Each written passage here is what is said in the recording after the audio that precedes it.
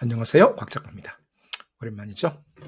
그동안 제가 좀 일이 많아서 컨텐츠를 잘 만들지 못했습니다. 죄송합니다. 서기 1세기 말과 2세기 초 기독교가 막 형성되려던 무렵에 현재 터키의 북쪽 흑해 연안 도시 시노페 출신의 마르키온이라는 인물이 있었는데요. 이 사람은 예수 그리스도의 가르침에 감복해서 그의 말씀을 따르기로 했습니다. 그때가 2세기 초중반이었는데요. 그러니까 바울의 편지를 비롯해서 웬만한 복음서들까지 각 곳의 그 기독교 공동체들에게 다 돌아다니던 시절이었어요. 그러니까 오늘날의 신약 성서에 포함된 문서들은 물론이고 그 외에 여러 가지 외경들도 함께 돌아다녔죠. 물론 원래 유대인들의 성서인 구약 성서도 돌아다녔습니다. 마르키오는 이런 책들을 열심히 읽었는데요. 그 중에서도 이제 구약 성서도 이제 결국 읽기 시작했죠. 구약 성서도 중요하다 싶어서 열심히 읽기 시작했습니다. 그런데 그러다가 마르키오는 기겁을 합니다. 왜냐고요?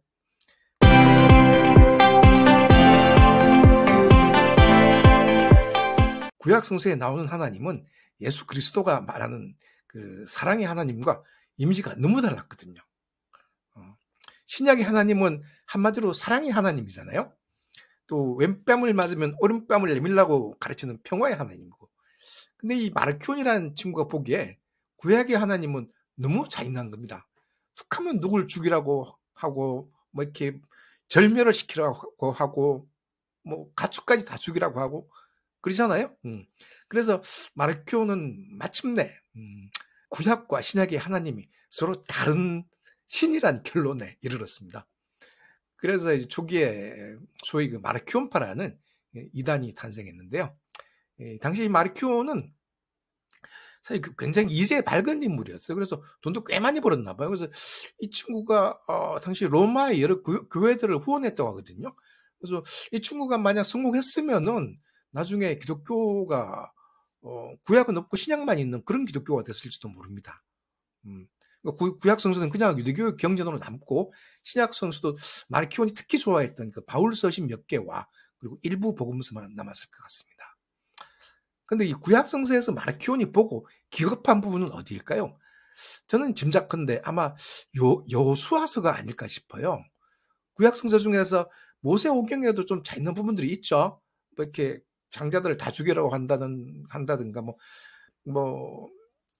근데 그보다는 사실 이집트에서 온 유대인들이 가나안을 정복하는 과정이 담긴 여호수아서가 묘사하는 그 파괴와 잔인성 강도는 사실 어쩌면 보통 사람이 경악할 수 있는 정도가 아닌가 싶어요. 구체적으로 좀 보죠. 여호수아하면 가장 유명한 이야기가 그 여리고성 정복하는 에피소드죠. 여호수아서 6장에 나옵니다. 여호수아가 여리고성을 치기 전에 내부에 첩자를 보냈는데 라합이라는 이름의 기생이 그들을 도와줍니다. 그 후 여호수아와 유대 군대는 여리고성 주변을 7번 돌았는데 그러자 성이 와르르 하고 무너졌죠. 그러자 여호수아군은 하나님이 시킨 대로 성 안에 모든 사람들을 다 죽이고 소와 나귀 같은 가축까지도 다 죽여버립니다. 다만 첩자를 도와주었던 기생 라합과 그의 가족은 살려주죠. 그렇습니다. 이후에도 이들의 학살은 계속됩니다. 여호수아서 8장을 보면은 이들이 이제 아이성이라는 곳을 치는데요. 여기서도 아이성 사람들 몰살시킵니다. 다만 이때는 하나님으로부터 가축은 챙겨도 좋다. 사람은 죽여도 가축은 챙겨도 좋다. 이런 허락을 받아서 그렇게 하죠. 근데 이제 8장 25절에 보면요. 이때 죽음을 당한 아이 사람이 모두 12,000명이었다고 합니다. 엄청나죠? 이후에도 여호수아 무리는 여러 왕들을 죽이고 성 사람들을 몰살시키면서 정복 전쟁을 계속합니다. 이렇게 잔인한 여러 전투 동안 그럼 여호수아 무리는 가나안 사람들을 도대체 몇 명이나 죽인 걸까요? 아이에서만 12,000명이었으니 다 합치면 최소 10만 원 되지 않을까요? 구약 성서를 그대로 믿자면 이 정도 추정이 가능하겠죠? 하지만 글쎄요. 전 좀 믿기가 어렵습니다. 유대인들이 가나안 이주 과정을 살펴보자면 현대 역사가들의 설명에 따르면 이렇습니다. 아주 옛날부터 가나안 지역에는 토착민들이 여러 개의 도시국가를 만들고 살았는데 BC 1200년 경쯤에 격변이 일어납니다. 다른 곳에 살던 여러 민족들이 이곳으로 이주를 한 거죠. 모압이나 뭐 블레셋, 이스라엘 사람들 모두 이때쯤에 이쪽으로 들어옵니다. 이 과정에서 현지인들과 충돌도 하고 타협도 하고 그렇게 들어온 그룹들이 있고 아니면 개별적으로 들어온 사람들도 있고 이렇게 여러 가지 경우가 있었을 겁니다. 하지만 여호수아서가 말하는 정도의 격렬하고 파괴적인 충돌이 있었다고는 보기에 좀 어려운 것 같습니다. 아무래도 이제 여호수아서의 기록은 실제 역사라기보다는 자기 민족 군대의 위용을 과장하려는 어떤 작가의 픽션에 더 가까운 것 같습니다. 그럼 성경이 거짓말을 한단 말이냐라고 반문하는 분이 계실지도 모르겠는데요. 우리가 성경이라는 책을 바라보는 관점에 대해 좀 말씀드릴 필요가 있어요. 특히 구약 성경은 주된 내용이 고대 이스라엘 민족의 역사를 다룬 그런 책입니다. 근데 이제 고대 역사서라는 게 사실성에서 다양한 스펙트럼이 있죠. 비교적 사실적으로 쓰여진 책도 있고 과장이나 후가 많은 책도 있어요. 우리나라의 고대 역사서로는 삼국유사나 삼국사기가 있는데요. 우리가 이제 삼국유사에 나오는 곰이 사람이 되었다 이런 얘기를 보면서 이거 거짓말이야 뭐 이런 말을 안 하잖아요. 그냥 신화라고 생각하지. 현대학자들은 이제 곰이 사람이 되었다는 얘기를 보면서 거짓말이야 이렇게 그러지 않고 이건 아마도 우리 민족의 조상이 곰을 토템으로 하는 민족이 아니었을까라고 추정합니다. 이렇게 보면 이제 곰이 사람 된 이야기가 이제 무의미한 거짓말이 아니라 의미 있는 암시가 되는 거죠. 저는 성경도 그런 식으로 해석해야 될 때가 많다고 봅니다. 글자 그대로 해석하기보다는 그게 담겨 있는 상징을 우리가 이제 파악해야 되는 거죠. 그렇습니다. 경전을 글자 그대로 해석해야 된다고 하는 생각을 축자주의라고 하는데요. 이는 경전 무오설의 일종입니다. 경전 무오설 아시죠? 경전에는 아무런 잘못이 없다. 그런 건데 사실 이게 요즘 그 뉴스에서 가끔 나오는 소위 근본주의란 것과 좀 관련이 있어요. 근본주의란 게 별게 아니고 경전을 글자 그대로 믿고 따르자는 생각입니다. 뭐 성경 말씀대로 살면 좋지 않나 이렇게 생각하실 수도 있는데 실은 문제는 대부분 기성 종교의 경전이라는 게 최소한 뭐 수백 년, 길게는 수천 년 전에 쓰여진 것들이 대부분입니다. 그게 문제죠. 구약 성서 경우는 멀게는 약 3,000년 전에 쓰여진 거고요. 가깝게 봐도 한 2,000년 전에 쓰여졌다고 봐야 되고요. 그렇죠. 그리고 신약 성서는 약 2,000년 전에 쓰여진 거죠. 유대교와 기독교 다음에 나온 아브라함 종교인 이슬람의 경전, 꾸란은 서기 650년경 이후에 쓰여진 겁니다. 그러니까 1300년 전이죠. 근데 이제 이 고대 그 필자들, 우리 보통 기자라고 하죠. 글을 썼다고 기자라고 하는데 이 고대의 기자들은 요즘 글을 쓰는 지식인들하고는 조금 다른 방식으로 글을 썼습니다. 그래서 이 사람들은 이 글에서 자신의 전달하려는 의도만 잘 지키면은 사실과 허구를 좀 적당히 섞어서도 괜찮다고 생각했거든요. 이는 이제 유대나 로마, 아라비아의 기자들도 마찬가지였습니다. 이러면 이제 지필의 사실성이 문제가 되는데요. 요즘 역사가들은 그런 식으로 안 쓰죠. 요즘 기사들도 그렇게 안 쓰고 역사가들도 그렇게 안 씁니다. 가능한 엄밀하게 사실관계를 밝히려고 하는데 옛날 기사들은 안 그랬던 거죠. 그러니까 내용의 사실성을 완벽하게 우리가 믿을 수가 없는 거죠. 그러니까. 그리고 사실 내용의 사실성 문제보다 더 골치 아픈 문제는 당시 시대와 지금 시대가 다르기 때문에 우리가 서로 다른 윤리관을 갖고 있어요. 당연한 말이지만 지금으로부터 3,000년 전, 2,000년 전, 1,300년 전 유대, 로마, 아라비아 사회의 윤리는 오늘날 우리의 윤리와 아주 달랐습니다. 우리나라만 봐도 그렇잖아요. 100년 전 윤리하고 지금 윤리가 많이 다르죠. 100년 전에는 우리나라의 그 남존 여비가 당연한 윤리였습니다. 그리고 200년 전 조선 말기에 만약에 누가 모든 사람이 평등하다 이러면 이상하게 생각했을 거예요. 남녀가 뭐 유별하고 뭐 양반과 상놈이 다르고 주인과 노비가 다르고 뭐 어쩌고 뭐 그렇게 나왔을 거예요. 근데 구약 성서나 신약 성서나 구란도 그렇습니다. 이 경전들이 쓰여지던 때는 지금과 굉장히 다른 윤리가 통하던 시절이었고, 다른 윤리가 통하던 장소에서 쓰여진 경전입니다. 예를 들면 구약과 신약 구란에서 남녀는 절대 평등하지 않죠. 아무래도 이제 가부장의 권위가 절대적으로 통하던 시절 이야기니까요. 특히 구란에서는 이제 아시다시피 축첩을 허용하고 있습니다. 남자 4명까지 안에 둘 수 있죠. 물론 이상하게 그 예언자 무함마드는 아내가 한 10명쯤 됐습니다. 그리고 이제 구약 성서를 보면 아브라함도 축첩을 하고 있죠. 아내 사라 외에 하갈이란 첩을 두고 있죠. 그것도 아내 허락을 받고 하갈이란 첩을 두고 있습니다. 그래서 하갈과 동침해서 아들 이스마엘을 얻었잖아요. 나중에 쫓아냈지만. 근데 여기서 잠깐만요. 하갈은 젊은 여인이었는데 이 당시 아브라함은 80노인이었단 말이에요. 근데 하갈이 80노인과 동침하는 것을 거부했다는 언급은 없죠. 그죠?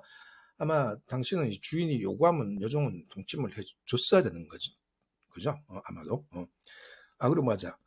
솔로몬 같은 왕은 아내가 1000명이었다고 하죠. 정식 아내만 700명, 그리고 첩이 300명.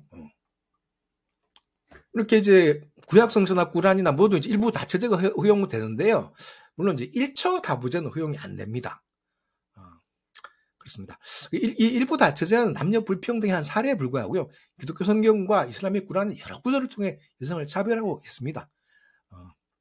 또 현대 사회의 윤리와 다른 대표적인 사례가 이제 노예제인데요.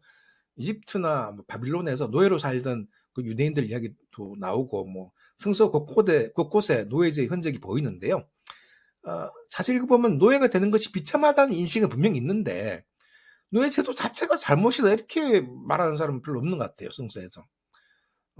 특히 레위기 한번 보세요. 레위기 25장 42. 이스라엘 백성은 내가 이집트에서 인도해낸 나의 종이다. 그러므로 너희 동족이 노예로 팔려가는 일이 있어서는 안 된다. 43. 너희는 그를 가혹하게 부려먹지 말고 너희 하나님을 두려워하라. 44. 만일 너희가 종이 필요하면 너희 주변에 사는 이방 민족 중에서 사올 수 있고. 45.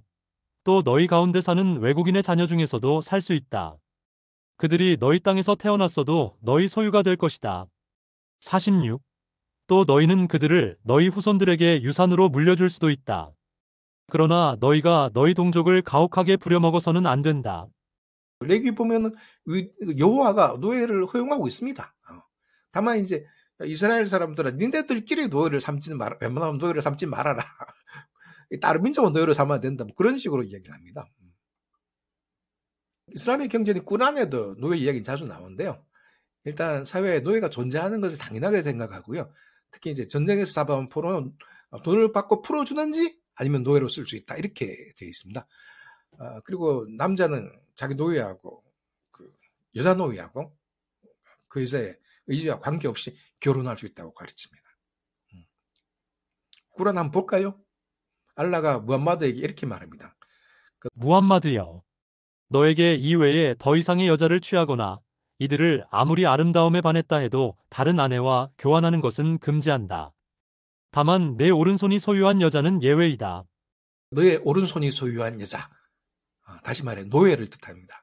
다른 여자와 자는 것은 불륜이지만 노예와 동침하는 것은 괜찮다. 그렇게 말하죠. 지금 보면 좀 민망합니다. 이렇게 구약 성서나 꾸란이나 오늘날에는 절대 통하지 않을 그런 고대 윤리가 담겨 있다는 사실을 직시를 해야 됩니다. 다행히 요즘은 대놓고 일부 다처제를 하자고 주장하거나 노예를 강간해도 된다고 주장하는 그런 사람은 없죠. 있다고요? 사실 좀 있습니다. 거기 이슬람 극단주의자들 중에는 좀 있습니다. 아니. 일부 다처제는 지금 또 이슬람권에서 지금도 시행되고 있고요. 합법입니다. 물론 그 1차 다부는 불법입니다. 고대 율법이 아직 살아있는 것이죠. 최근 이라크에서는 그 여성의 결혼 허용 연령을 9살로 낮췄다고 하는데요. 좀 황당하죠. 저는 이게 이제 이라크에서 후세인이 사망하고 다시 이슬람 근본주의자들이 득세하면서 생긴 폐단이 아닌가 하고 생각하고 있어요. 왜냐하면 이제 이슬람의 예언자 무함마드의 애처 아이샤가 무함마드와 결혼할 때 6살이었고 첫날 밤을 치렀을 때가 9살이었다는 이 하디스의 기록이 있거든요.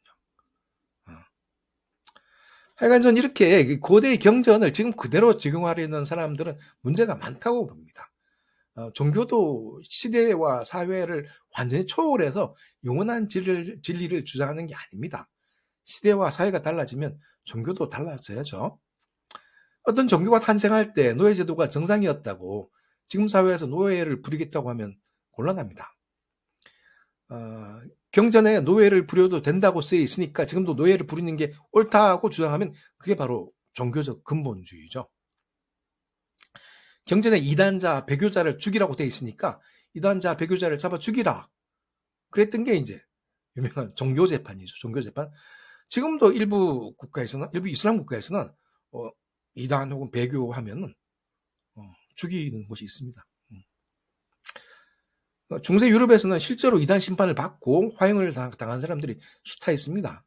갈릴레오도 재판에 끌려가 죽을 뻔했죠. 하지만 서구에서는 이 종교개혁과 계몽주의 등을 거치면서 기독교 근본주의는 거의 사라졌다고 할 수 있어요. 지금 종교재판하자는 기독교인 없잖아요.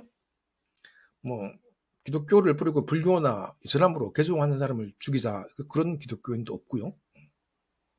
요즘은 주로 이제 이슬람권에서 근본주의자들이 득세하고 있죠.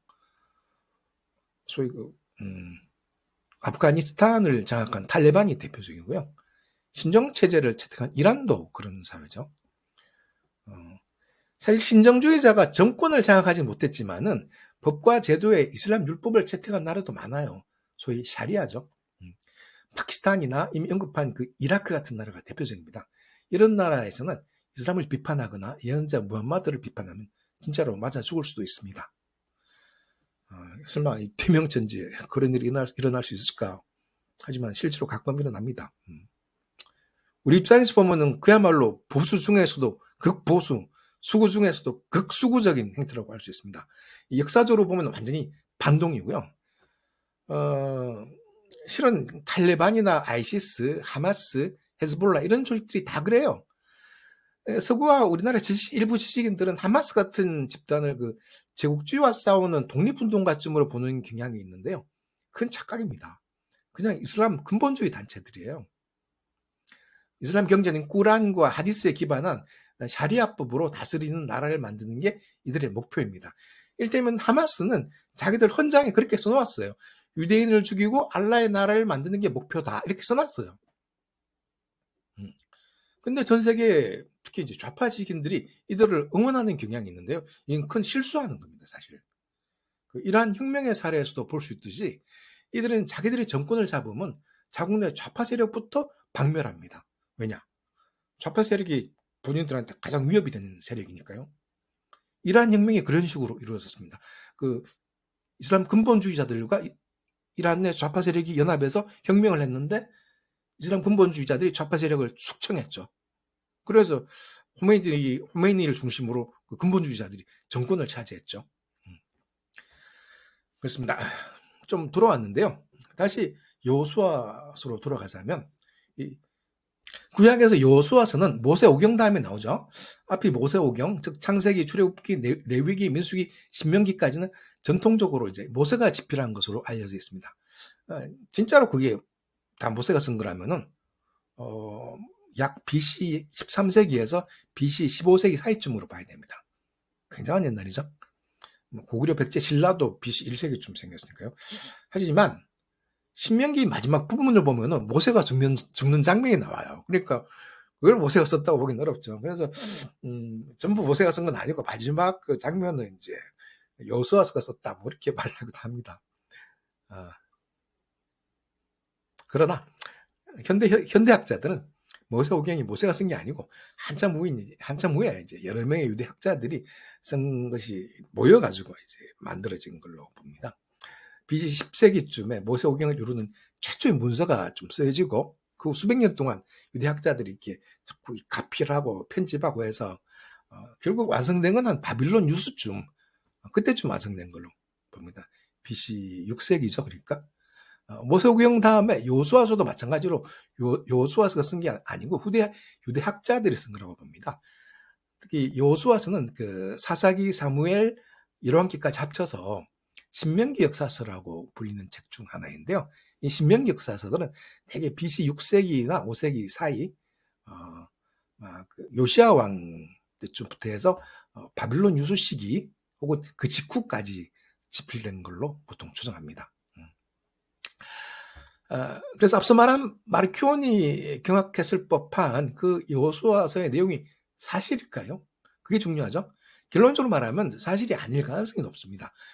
그 노스캐롤라이나 대학 교수인 조디 성서학자 조디 마그네스에 따르면 고고학적 발견을 통해 볼 때 여리고성이 있던 지역에 성벽이 있었고 그게 무너졌다는 증거는 없다고 합니다. 가나안의 다른 지역에도 이제 화재의 흔적이 있는 유적지는 있는데 그게 이제 여호수아군 때문이었다고 보기도 어렵고요. 물론 유대인들이 가나안 지역으로 가서 정착하는 과정에 충돌이 있었겠죠. 하지만 구약 성서에 기록된 것보다는 작은 충돌이었고 비교적 무난하게 정착한 게 아닌가 이렇게 추정을 합니다. 그렇다면 왜 기록은 그렇게 잔인하게 묘사가 되어 있을까요? 앞서 말했지만 여호수아서는 이제 유대인들이 바빌론 유수에서 돌아온 BC 6세기에서 5세기쯤에 완성된 걸로 추정하는데요. 그러니까 이제 유대인들이 완전히 절멸할 뻔한 거죠. 망할 뻔한 거죠. 그러니까 이제 다시 이제 그 단계를 추스려야 될 그런 타이밍인 거죠. 그러니까 다시 만들어진 유대 공동체의 정체성을 강화할 필요가 있고, 그러니까 필자들이 그걸 반영해서 이스라엘의 과거를 좀 지나치다 싶게 강성했던 모습으로 포장한 게 아닌가 싶어요. 지금 보면 지나치게 잔인하다 싶은데 고대 전투에서는 인정사정 봐주지 않고 적도를 섬멸하는 그런 모습을 통해서 우리가 이렇게 강한 민족이었다. 이렇게 선전하고 싶었던 거죠. 마음은 이해가 됩니다. 실은 이제 구약성서 자체만 보더라도 여호수아서의 내용을 그대로 믿기가 조금 그시기합니다. 사실 이 여호수아서에서 바로 뒤에 사사기로 넘어가면 또 느낌이 다르거든요. 사사기를 읽다 보면은 예전에 전멸한 줄 알았던 다른 민족들이 아니면 그걸 여전히 꽤 세력을 유지하고 있어요. 이를테면 그 아모리족은 여호수아군이 완전히 개박살을 내고 그 왕들을 다 죽였는데도 사사기에는 멀쩡히 살아남아서 단 지파를 몰아내는 장면이 나오거든요. 이게 웬일입니까? 오늘은 여기까지입니다. 시청해 주셔서 감사합니다.